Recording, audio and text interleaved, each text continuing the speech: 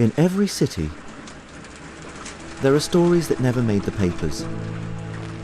Not because they weren't important, but because they were inconvenient. They live in forgotten files, in half-finished investigations, in questions no one wanted answered. This isn't where justice always wins. This is where the echoes remain.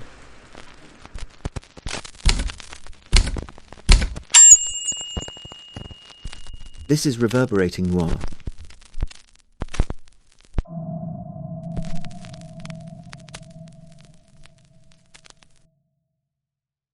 Some mornings the cold doesn't just bite, it preserves. It holds things exactly as they were left, frozen, waiting, refusing to let go until anyone finally stops to look. You're listening to Reverberating Noir. And tonight we're going back to a morning in 1887. A road in New Jersey, a shape in the snow, and a name that the world swallowed whole. What makes this case different from almost every other cold case I've studied isn't the violence. It isn't even the mystery. It's the silence that came after. 10,000 people looked at her face, and not one of them knew her. That's not a gap in the investigation. That's something much more disturbing. March the 25th, 1887. Before dawn.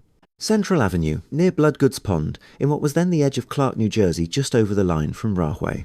4 brothers, workers at the felt mills, were already moving through the pre-dawn dark. The ground was frozen, solid beneath them. The air was the kind of cold that makes your lungs ache just to breathe. And then one of them stopped. A young woman, lying by the roadside, throat cut twice ear to ear. The right side of her face had been beaten so severely it had collapsed inward. Her hands were lacerated. She had fought hard. And just beside her, a small jackknife. Tortoiseshell handle. Still bloody. In the frozen mud around her, 2 sets of footprints converging. Only one set walking away. She was young, 18, maybe 22, brown hair, blue eyes, barely 5 feet and 2 inches tall, and she was dressed for something that mattered. A dark green cashmere dress, trimmed with green feathers. A fur cape, torn from her body and left nearby. Yellow kid gloves. A black straw hat with red velvet trim. A black dotted veil. And shoes.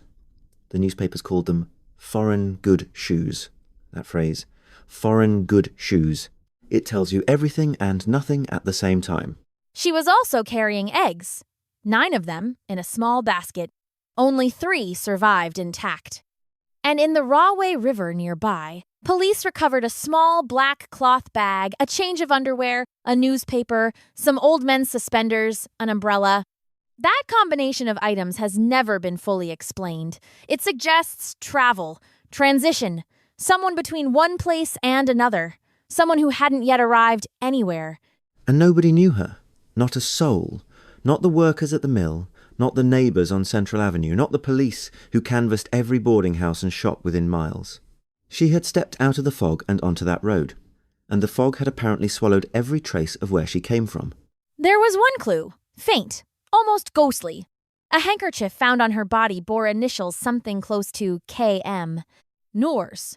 Police chased a lead, a young woman named Noorz from Saxony, who may have arrived on a ship called the Western Land. Interviews were conducted, passenger manifests were searched, and then nothing. The thread didn't break. It simply disappeared. Here's what the Rahway police did next. And I want you to really sit with this, because in 1887 it was almost unthinkable. They had her embalmed, not for burial, for identification.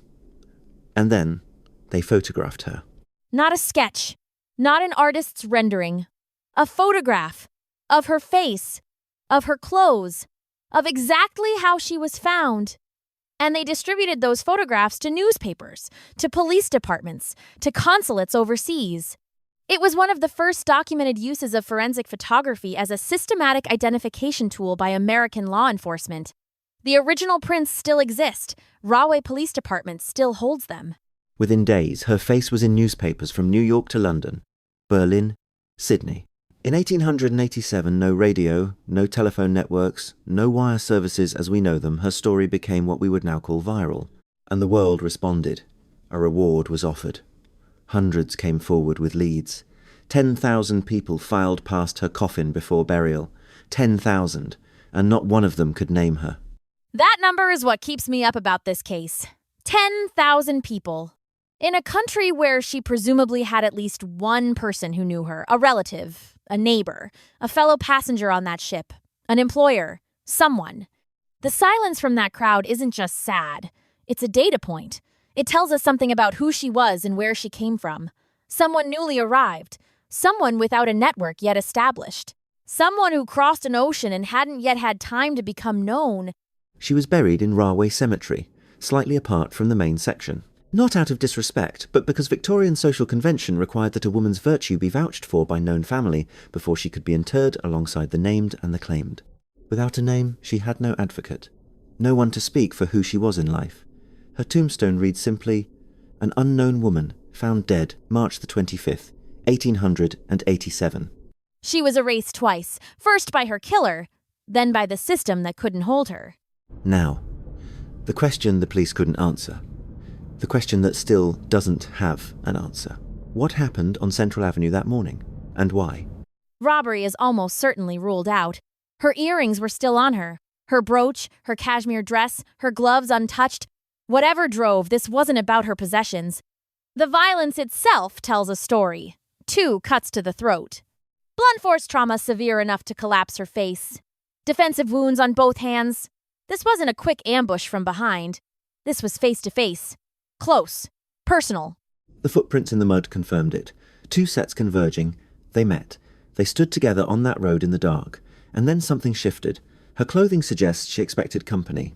Those clothes weren't travelling clothes. They were meeting clothes. Someone she trusted enough to walk toward in the pre-dawn dark. And that person walked away alone. There's a theory I want to address carefully, because it circulates widely and deserves scrutiny rather than dismissal. In the same period within months of this murder, a man named Francis Tumblety, considered a serious suspect in the Whitechapel murders in London, was documented living in New York City, approximately 20 miles from Rahway. A train ride of roughly 35 minutes. Most historians consider any connection speculative at best. The methods don't align cleanly. The evidence connecting him to this specific crime is essentially non-existent. But the fact that the question can even be asked that it's geographically possible says something about how large this mystery has grown in the cultural imagination. It's not evidence. It's a symptom. A symptom of what happens when a case stays open long enough. The void fills, with speculation, with legend, with carnival, and speaking of carnival literally, a man named Isaac Crane, just months after her death, set up a 4th of July exhibit. His attraction? A rooster, he claimed, had hatched from one of the eggs found in her basket. 10 cents to see it. Hundreds paid. That detail disturbs me more than almost anything else in this case. Not because it's unusual, but because it isn't. The speed with which human suffering becomes spectacle, the way a young woman's violent death transforms into a curiosity, a conversation piece, a 10-cent attraction, that pattern hasn't changed. We just have better production values now. Let's talk about what she represents, because this is where the case stops being about 1887. In the United States right now, there are over 4,000 unidentified individuals in morgues and databases. People waiting.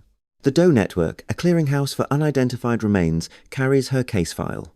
Case number 1211, unidentified female, New Jersey. One of the oldest active files on record.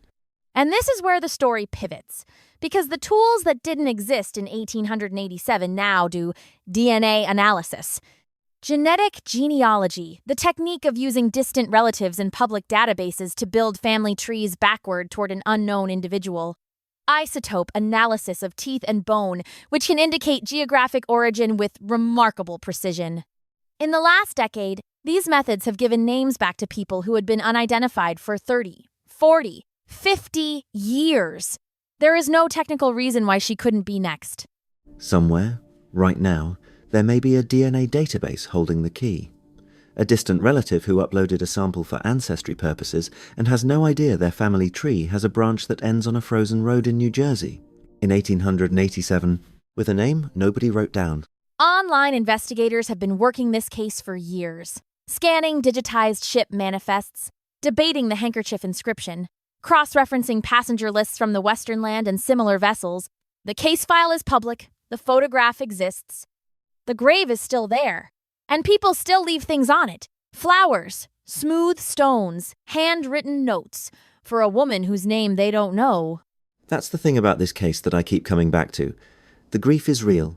It's ongoing. Strangers grieve for her, have grief for her, in waves, for over 100 years.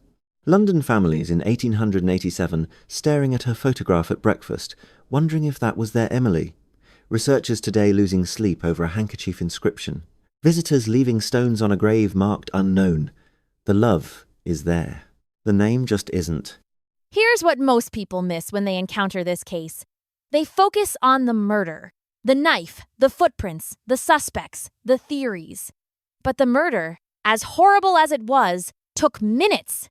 The erasure took 137 years, and it's still happening. Every day she stays unnamed is another day the erasure continues. The killer is long dead, the erasure is still alive. Think about what it took to get her to that road. Wherever she came from, Saxony, Hamburg, Cork, somewhere we still don't know, she made a decision. She packed a bag. She put on good shoes. She boarded a ship. She crossed an ocean. She stepped onto this continent with whatever hope or necessity drove her here. And she arrived. She made it. And then, somewhere between the dock and wherever she was going, the world closed around her. The eggs bother me. I know that sounds small, but she was carrying eggs. 9 of them. In a basket, before dawn, in the cold. That's not a detail that fits a woman in crisis. That's a woman with somewhere to be, something to deliver. Someone expecting her. And whoever that person was, whoever was waiting for those eggs, they never came forward either. That silence, that particular silence, the person who expected her and didn't come forward, that's the detail that changes the shape of this story, because it means someone knew something. Someone chose quiet over answers. And that choice made over 100 years ago is still echoing. The systemic failure here isn't just the unsolved murder, it's everything that came before the murder. She arrived in a country with no established network. No one who would notice immediately if she disappeared. No one whose alarm bells would ring loud enough to reach the police in time to matter. That vulnerability, the vulnerability of the newly arrived, the newly alone, is not a historical condition. It is a present one. Local legend says she walks Rahway Cemetery, a figure in green feathers and a red-trimmed hat, moving through the rows of marked graves, looking for one that carries her name. I'll leave the ghost stories to those who need them. What I believe haunts that cemetery, what haunts this case, is something far less poetic and far more persistent. It's the question she never got to answer, the introduction she never got to make, the moment she stepped off that ship and became, for the first time, truly anonymous, and never had the chance to become known again. If you've stayed with us this far, and if this case is still sitting with you the way it sits with me, then you already understand what Reverberating Noir is about. It's not about crime, not really. It's about the weight of what goes unanswered, the cases that don't close, the names that don't come back. If that weight is something you want to carry with us, subscribe to Reverberating Noir. Every episode is another case that refuses to stay quiet, and we will not let them. Go back to that frozen road one more time, the crunch of boots on ice, the dark pool spreading and hardening in the dawn cold, the fur cape lying beside her like something discarded. Somewhere across the ocean, a table has one empty chair. A mother folds the same blanket every evening. A father scans the passenger lists, hope thinning like ink in water. They know she reached America, they just don't know she never arrived. For 137 years, that morning has been frozen exactly as the brothers found it, waiting. The way cold things wait, patient, unforgiving. Certain that eventually, someone will stop. And look. Her case file is still open. The technology to identify her now exists. The grave is still there. The photograph is still in the archive. And somewhere in a DNA database, right now, a distant relative has already uploaded the answer. They just don't know it yet. The question isn't whether she can be identified. The question is whether anyone will look before the last person who might have cared is also gone.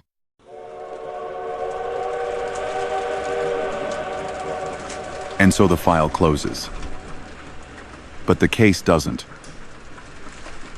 Not for the families. Not for the witnesses who still pause before answering questions. Not for a city that remembers, even when it pretends not to. The evidence sits somewhere in a box. The photographs fade. The names are spoken less often.